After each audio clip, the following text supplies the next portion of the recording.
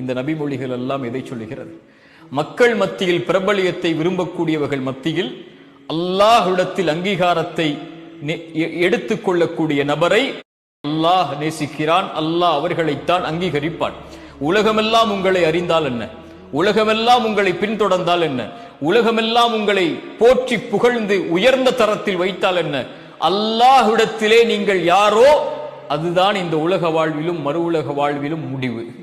இதை அறியாத பலர் மக்கள் மத்தியில் பிரபலியத்தை தேடி ஓடிக்கொண்டிருக்கிறார்கள். என்னை அவர் அறிந்து கொள்ள வேண்டும், என்னை இவர்கள் அறிந்து கொள்ள வேண்டும், என்னை இவர்களெல்லாம் பின்தொடர வேண்டும். சோசியல் மீடியாக்களுடைய இந்த களத்தில் என் வீடியோக்களை இத்தனை பேர் பார்க்க வேண்டும், இத்தனை பேர் லைக் செய்ய வேண்டும், இத்தனை பேர் ஷேர் செய்ய வேண்டும், இத்தனை பேர் கமெண்ட் செய்ய வேண்டும், இத்தனை பேர் என்னை ஃபாலோ செய்ய வேண்டும் என்று பிரபலியத்தை தேடி ஓடிக்கொண்டிருக்கக்கூடிய நபர்கள் மத்தியில் அல்லாஹுவை தனிமையில் மறைவில் வணங்கக்கூடிய அடியானை அல்லாஹ் நேசிக்கிறான். எது மேலானது?